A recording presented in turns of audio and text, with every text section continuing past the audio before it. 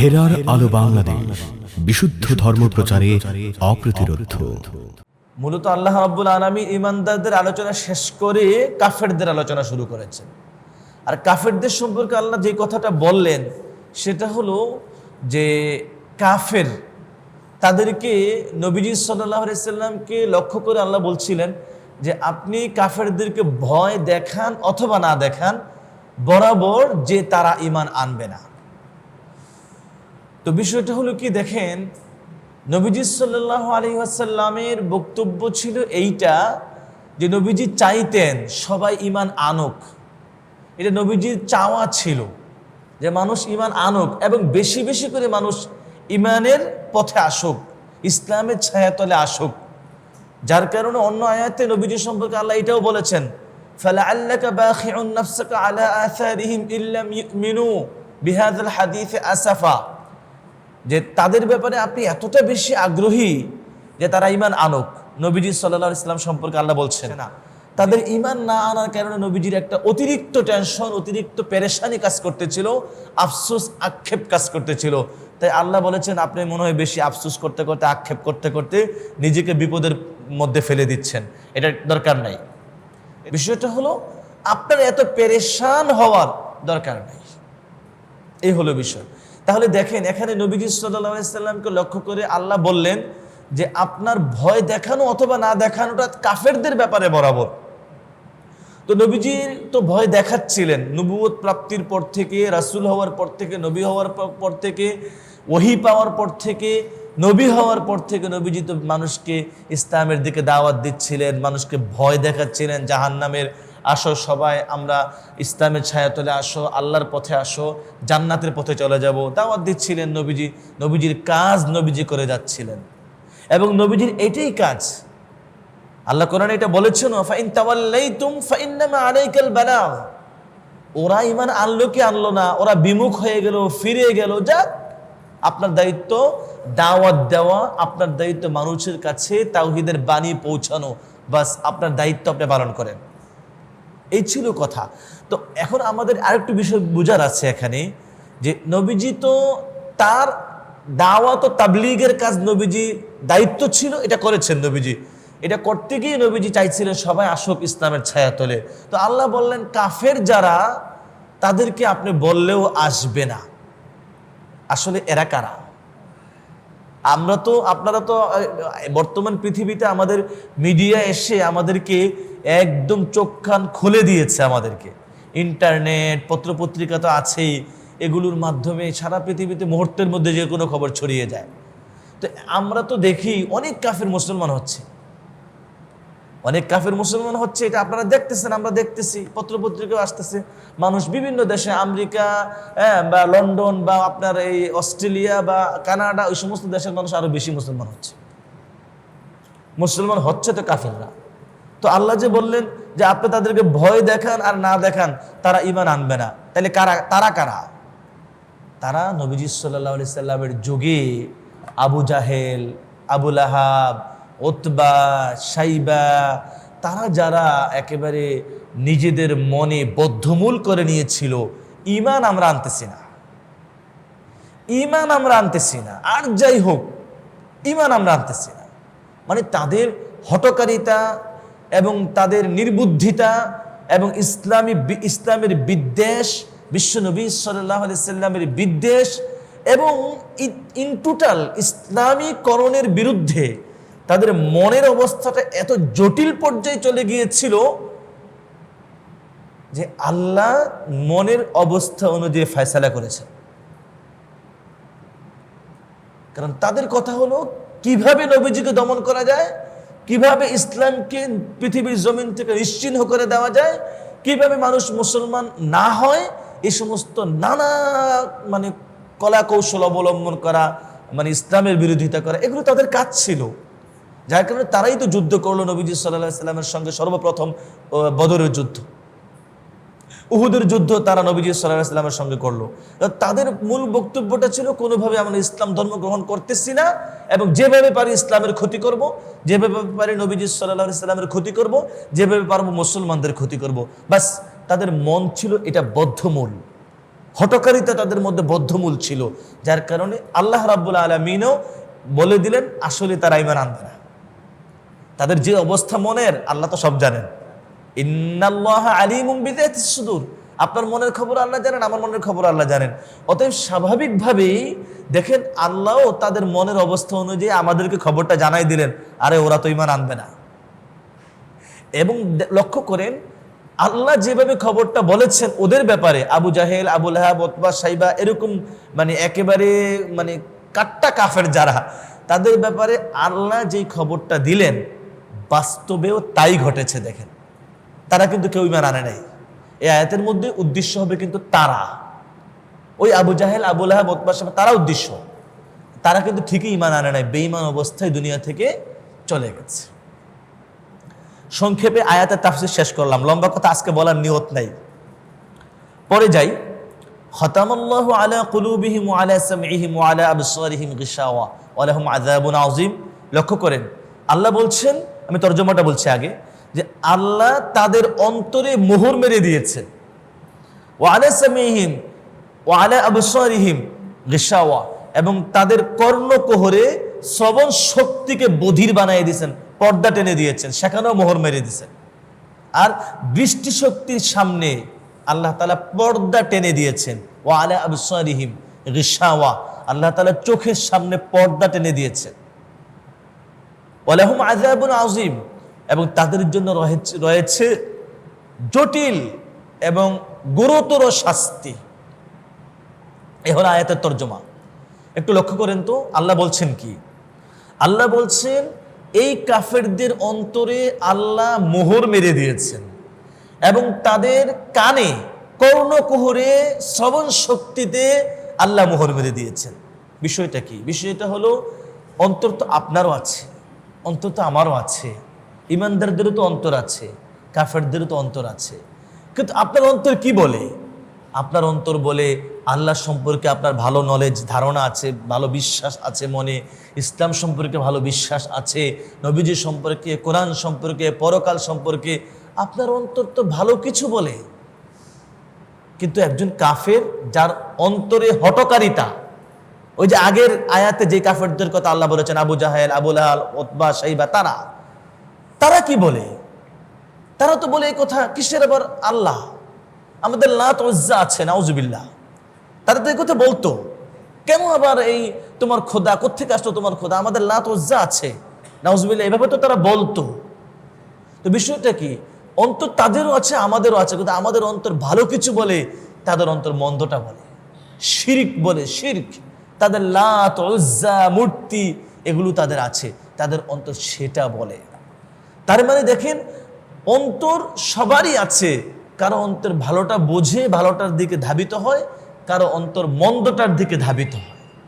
তাই আল্লাহ রাব্বুল আলামিন তাদের অন্তর যেহেতু বোঝে না, অন্তর যেহেতু ভালোটা বুঝতে চায় না, ভালোটা বোঝার মতো চিন্তাও করে না তারা, তাই তাদের অন্তরে আল্লাহ মোহর মেরে দিয়েছে।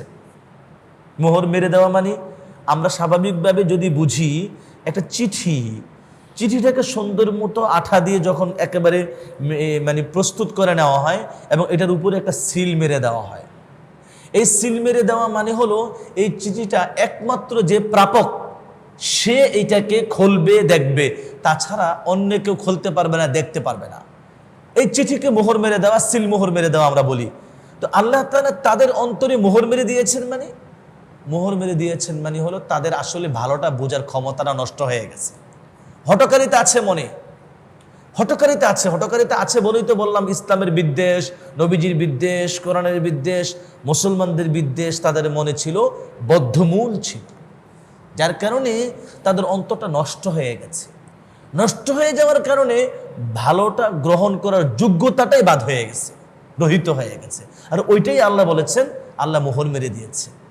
আপনি দেখেন তেলাওয়াত শুনতে ভালো লাগে, আপনার তেলাওয়াত শুনতে ভালো লাগে, আর কাফেরদের নাচ, ডান্স, বাজনা, গান, খারাপ কথা, এগুলো শুনতে তাদের ভালো লাগে। তাহলে দেখেন কান আপনারও আছে, তাদেরও আছে, তাদের কান দ্বারা মন্দটা শোনে তারা, আর আপনার কান দ্বারা আপনার ভালোটা শোনেন। এখন তাদের কানটাকে তারা ভালো কাজে ব্যয় করতেছে না, প্রয়োগ করতেছে না, ব্যবহার করতেছে না। আর এই কারণে আল্লাহ যেন তাদের কানে মোহর মেরে দিয়েছে, বধিরতা ঢেলে দিয়েছেন। বধিরতা, যে কান দ্বারা যখন যেন আর তারা শুনতেছে না, বধিরতা ঢেলে দিয়েছে। এ হলো আল্লাহ মোহর মেরে দিয়েছেন। এরপরে ওয়ালা আবসারিহিম গিশাওয়া, চোখ তো দিয়েছেন আল্লাহ ভালো কিছু দেখার জন্য, মন্দ কিছু দেখার জন্য আল্লাহ চোখ দেন নাই। এখন তারা চোখ দ্বারা মন্দ কিছু দেখে, আপনি ভালো কিছু দেখেন, তো আল্লাহ রাব্বুল আলামিন তাদের চোখের সামনে পর্দা টেনে দিয়েছেন। তার মানে ভালোটা এখন আর দেখতেছে না, তারা ভালো দেখে না, ভালো শোনে না, ভালো বুঝে না। যখন এগুলো নাই তাদের মধ্যে, তখন যেন আল্লাহ অন্তরকে খর্ব করে দিয়েছেন, যেমন শ্রবণ শক্তিকে আল্লাহ তাআলা নষ্ট করে দিয়েছেন, যেন দৃষ্টি শক্তিকেও আল্লাহ নষ্ট করে দিয়েছেন। এ হলো কথা, মূল কথা, যে তাদের মানে বিষয়টা এমন যে আল্লাহ মোহর মেরে দিয়েছেন, পর্দা টেনে দিয়েছেন, বধিরতা ঢেলে দিয়েছেন। এখন আসি ওয়ালাহুম আযাবুন আযীম, তাদের সম্পর্কে আল্লাহ বলেও দিয়েছেন যে তারা গুরুতর শাস্তি রয়েছে তাদের জন্য। স্বাভাবিক, কুফরি করতেছে, ঈমান আনে নাই, শিরক করতেছে, ঈমান আনে নাই, বেঈমান অবস্থায় নানা অপকর্ম, নানা রকমের কাজ করে যাচ্ছে, তো স্বাভাবিকভাবে তাদের শাস্তি আছে পরকালে। সেই শাস্তিটা অনেক জটিল হবে এবং গুরুতর শাস্তি হবে, স্বাভাবিক হিসাব। এখন আসি যে আল্লাহ রাব্বুল আলামিন তাদের অন্তরে মোহর মেরে দিলেন কেন? কেন মোহর মেরে দিলেন? পর্দা কেন টেনে দিলেন? বধিরতা কেন কানে ঢেলে দিলেন? কেন?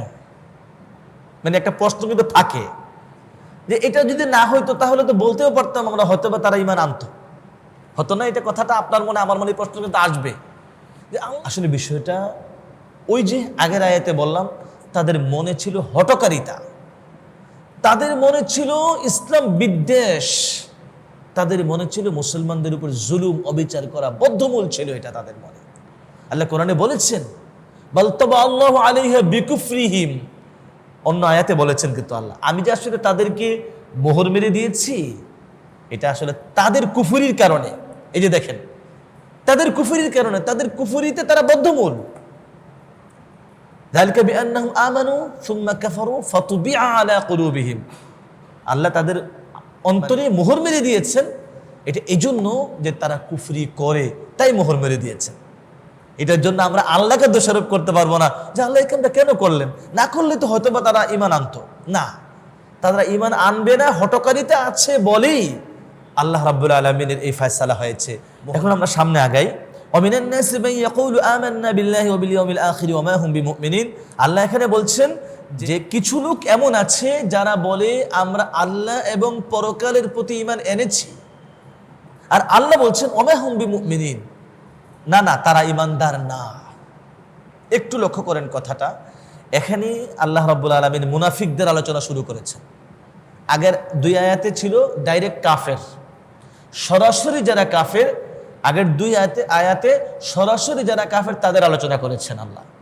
এখান থেকে কাফেরদেরই আরেকটা জটিল শ্রেণী যারা মুনাফিক, মুনাফিকদের আলোচনা আল্লাহ এই আয়াত থেকে শুরু করেছেন।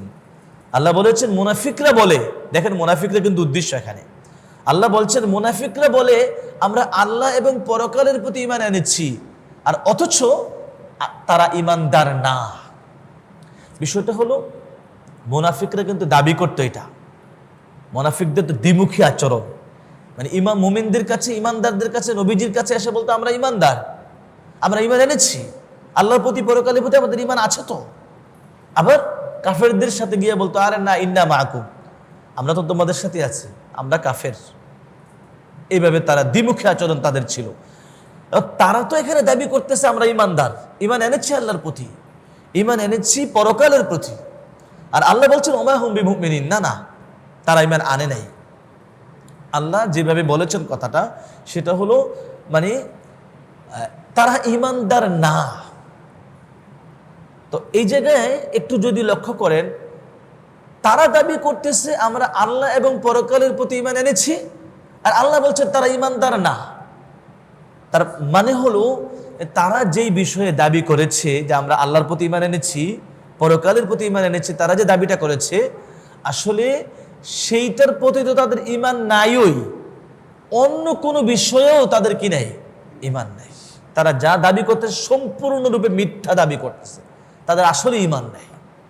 এখন কথা হলো, তারা যখন ঈমানের দাবি করলোই, তখন কেন তারা সাধারণ ঈমানের দাবি করলো না? তারা কেন আল্লাহ এবং পরকালের প্রতি ঈমানের দাবি করলো? মানে এটা উল্লেখ করলো কেন তারা দাবিটা, যে আল্লাহর প্রতি আমরা ঈমান এনেছি বা পরকালের প্রতি ঈমান এনেছি, এটা বললো কেন? মুতলাক তারা বলতে পারতো, সাধারণভাবে তারা বলতে পারতো আমান্না, আমরা ঈমান এনেছি। তারা আল্লাহর প্রতি ঈমান এনেছি, পরকালের প্রতি ঈমান এনেছি বিশেষ করে বললো কেন? তো বিষয়টা হলো কি, এখানে আল্লাহর প্রতি ঈমান আনাটা তো মূল, আবার পরকালটাকে বিশ্বাস করাটাও মূল। পরকালের দিক থেকে এটা মূল, আর জাগতিক দৃষ্টিকোণ থেকে আল্লাহর প্রতি ঈমান আনাটা মূল। এই দুইটা মূল বিষয়কে তারা সামনে রেখে দাবি করতে চেয়েছে যে আমরা আসলে সব বিষয়ে ঈমান আছে আমাদের। এরপরে দেখেন, ইখাদিউন আল্লাহ ওয়াল্লাযীনা আমানু ওয়া মা ইয়াখদাউনা ইল্লা আনফুসাহুম ওয়া মা ইয়াশউরুন, পরের আয়াত।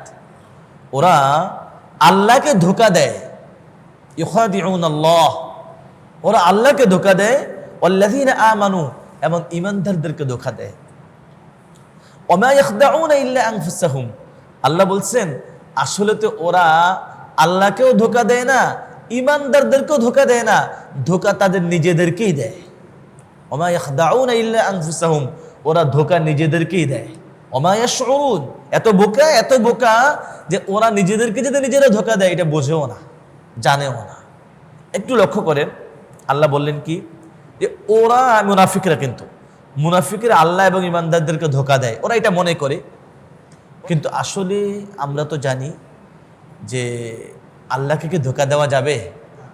আল্লাহ তো সব জানেন। ধোঁকা কাকে দেওয়া যায়? যে সব জানে না, যে সব দেখে না, যার সব জায়গায় কুদরত নাই, ক্ষমতা নাই। আপনি আমরা সাধারণ মানুষ, আপনাকে আমি ধোঁকা দিতে পারবো, আপনি আমাকে ধোঁকা দিতে পারবেন, কিন্তু আল্লাহ তো সব জানেন। আল্লাহ তো সব জানেন, সব দেখেন, সব কিছুর উপর কুদরত রাখেন আল্লাহ। তাহলে আল্লাহকে তারা আবার ধোঁকা দেয় কিভাবে? না, এখানে মুফাসসিরিন কেরাম বলেছেন আসলে আল্লাহকে ধোঁকা দেওয়া এখানে উদ্দেশ্যও নয়, বরং ধোঁকাটা তারা ভেবেছে যে আমরা আল্লাহর রাসূল নবী মুহাম্মদ সাল্লাল্লাহু আলাইহি সাল্লামকে এবং ঈমানদারদেরকে আমরা কি ধোঁকা দেই, এটা তারা মনে করে, এবং এ হলো ধোঁকা দেওয়ার ব্যাপারটা আসলো। আর ওয়া মা ইয়াখদাউনা ইল্লা আনফুসাহুম ওয়া মা ইয়াশউরুন, আসলে ধোঁকাবাজির আচরণটা তো তারা ঈমানদারদের সাথে করতেছে, ধোঁকাবাজির আচরণটা তো নবীজির সঙ্গে করতেছে, কিন্তু এই ধোঁকাবাজির ফলটা, শাস্তিটা, এর বদলাটা তো তাদের উপরই বার্তাবে। এই জন্য আল্লাহ বলে দিয়েছেন ধোঁকাবাজি আসলে তারা আল্লাহ বা রাসূল বা ঈমানদারদেরকে ধোঁকা দিচ্ছে, মূল কথা এটা নয়। মূল কথা হলো ধোঁকা তারা নিজেদেরকেই দিচ্ছে, অর্থাৎ এই ধোঁকাবাজির শাস্তিটা, এই মুনাফিকের শাস্তিটা তারা নিজেরাই ভোগ করবে। আর আরেকটা কথা আল্লাহ তাআলা বলে দিয়েছেন ওয়া মা ইয়াশউরুন, অবাক হওয়ার ব্যাপার হলো কি, ওরা ধোঁকাবাজি যে নিজেদের সাথেই করতেছে এটা বুঝেও না, ওরা বুঝেও না। মুনাফিকরাও কাফের, মুনাফিকরাও কিন্তু কি কাফের। কাফেররা তো সরাসরি কাফের, মুনাফিকরা হলো মুনাফিক কাফের। মুনাফিকরা কিন্তু ঈমানদার না, কিন্তু মানে ফলাফলের বিচারে, ক্ষতির বিচারে, দুষ্টুমির বিচারে কাফেরদের চাইতেও মুনাফিকরা ক্ষতিকর বেশি। ওই যে আমরা বলি না, সরাসরি শত্রু যে সে তো সরাসরি আক্রমণ করবে, আর মুনাফিক শত্রু যে সে গোড়া কাটবে। এ হলো বিষয়। মুনাফিকরা আসলে জঘন্যতম। এই জন্য আল্লাহ তাআলা মুনাফিকদের সম্পর্কে বলেছেন ইন্নাল মুনাফিকিনা ফিদ দারকিল আসফালি মিনান নার, জাহান্নামের একেবারে সর্বনিম্ন স্তরে তাদের স্থান মুনাফিকদের। কাফিররাও জাহান্নামী, মুনাফিকরাও জাহান্নামী, কিন্তু মুনাফিকদের জাহান্নামের একদম জটিল পর্যায়ে অবস্থান হবে তাদের। মুনাফিক মানে হলো দ্বিমুখী চরিত্রের অধিকারী। এখানে যেটা আল্লাহ তাআলা বললেন যে তাদের আচরণগুলি এমন, আল্লাহ তাআলা পরের আয়াতে বলে দিয়েছেন ফি কুলুবিহিম মারাদুন ফাযাদাহুমুল্লাহু মারাদা ওয়া লাহুম আযাবুন আলীমুম বিমা কানু ইয়াকযিবুন। তাদের অন্তরে ফি কুলুবিহিম মারাদুন, তাদের অন্তরে মারাজ, ব্যাধি, রোগ, অসুস্থতা। ফাযাদাহুমুল্লাহু মারাদা, আল্লাহ তাদের অসুস্থতাকে বাড়িয়ে দিয়েছেন।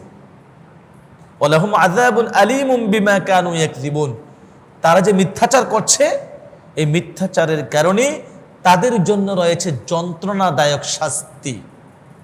একটু লক্ষ্য করেন, প্রথমে এই আয়াতে আল্লাহ বলেছেন ফি কুলুবিহিম মারাদুন, তাদের অন্তরে আছে রোগ ব্যাধি অসুস্থতা। সেটা কি? এমনি তো মারাজ মানে রোগ অসুস্থতা, এটা কিন্তু আমরা বাহ্যিকভাবে যেই রোগ ব্যাধি বুঝি ওইটাই এক অর্থ। শারীরিক অসুস্থতা, জ্বর ওঠে, মাথা ব্যথা করে, পেট ব্যথা করে, দাঁত ব্যথা করে, চোখ ব্যথা করে, বুকে ব্যথা করে, হ্যাঁ, এরকমভাবে হার্টের সমস্যা, লিভারের সমস্যা, ক্যান্সারে আক্রান্ত, পায়ে ব্যথা পেয়েছি, চোট খেয়েছি, নানা রকমের রোগ ব্যাধি শরীরের মধ্যে আমাদের হয়। সরাসরি ওই মারাজ হতে পারে। ফি কুলুবিহিম মারাদুন। এখন কথা হলো, এই ধরনের মারাজ আল্লাহ উদ্দেশ্য করলেন, আসলে কি তারা এমন রোগ ব্যাধিতে আক্রান্ত ছিল? হ্যাঁ ছিল। বলতে পারেন সেটা কিভাবে? এটা এইভাবে, মুনাফিকরা তো মানসিকভাবে সবসময় অস্থির ছিল, তাদের মনে কিন্তু মারাজ আল্লাহ বলেছেন ফি কুলুবিহিম মারাদুন, তাদের মনে কিন্তু মারাজ আল্লাহ বলেছেন, রোগ ব্যাধি বলেছেন। তার মানে দেখেন, মুনাফিকরা এক মুহূর্তের জন্য স্থির ছিল না, এক মুহূর্তের জন্য স্থির ছিল না, তারা কিন্তু সবসময় অস্থির এবং হায়রান পেরেশান ছিল তারা। কারণ চিন্তা করতো, হায় রে, আমার গোমরটা নিয়ে নবীজির কাছে, মুসলমানদের কাছে ফাঁস করে দেন আল্লাহ। হায় রে, এদিকে নিয়ে ধরা খাই, আবার ওদিকে নিয়েও যায় ধরা খাই, ওনারাও নিয়ে ধরে পরে আমাদেরকে মারতে শুরু করে, ওরাও নিয়ে ধরে আবার আমাদেরকে মারতে শুরু করে। হায় রে, কি করতেছি, এদিকেও যাই ওদিকেও যাই, এদিকেও খাই ওদিকেও খাই, কাহিনী কি? এক অস্থিরতা ভেতরের মধ্যে ছিল। এই অস্থিরতাই তো ভাই, আমি বলি না, আমরা বলি না মানসিক শান্তি নাই রে ভাই, অন্তরে শান্তি নাই ভাই, বলি তো আমরা। এই অন্তরে শান্তি নাই মানে কি? একটা পেরেশানি আপনার কাজ করতেছে, এটা একটা রোগ। তো এটাও তো একটা রোগ ভাই। এই ধরনের রোগ তাদের মনে ছিল, অস্থিরতা ছিল, হয়রানি ছিল, পেরেশানি ছিল। এই কারণে আল্লাহ বলেছেন তাদের অন্তরে আসলে মারাজ মানে রোগ ব্যাধি তাদের অন্তরে। এটা হলো একটা ব্যাখ্যা, অর্থাৎ সরাসরি রোগ।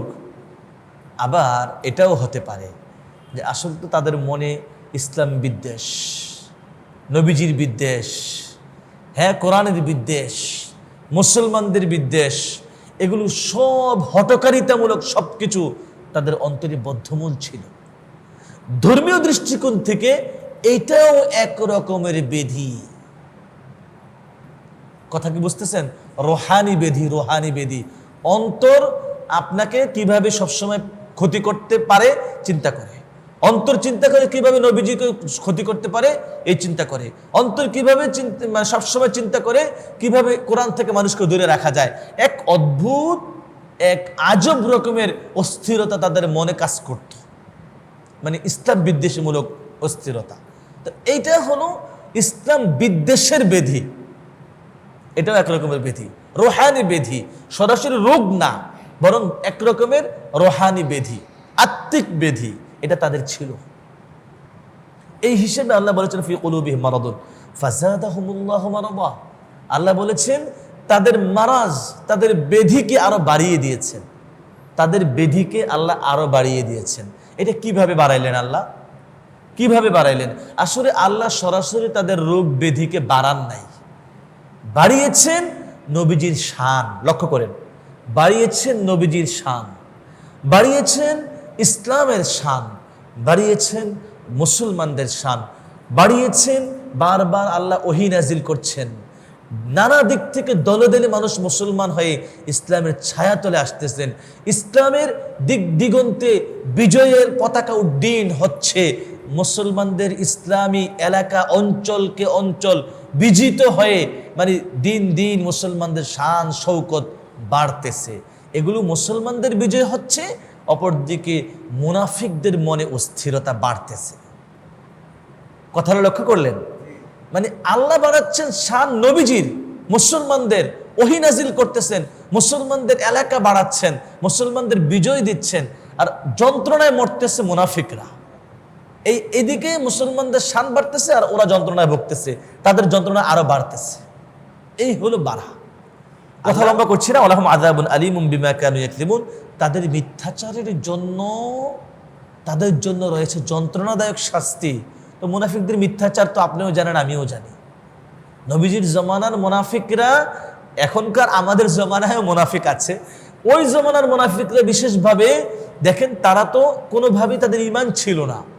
আমাদের অনেক সময় আমরা একজন মুসলমানকেও, ঈমানদারকেও তার একটু ভিন্ন আচার আচরণগত কারণে আমরা বলি তোমার মধ্যে মুনাফিক আচরণ আছে। তার মানে কিন্তু লোকটা আসলে মুনাফিক হইয়া কাফের হয়ে যায় নাই, মুনাফিক আচরণ আছে, দ্বিমুখী চরিত্র তোমার, এটা আমরা বলি। কিন্তু সরাসরি যাদের ঈমান নাই কিন্তু উপরে আইসা আপনার কাছে ঈমান দেখায় আর ওদিকে কাফেরদের কাছে যাইয়া বলে না আসলে আমি কাফের, সেই লোক হলো প্রকৃতপক্ষে মুনাফিক। এবং সেই মুনাফিকরা তো মিথ্যাচার করেছে।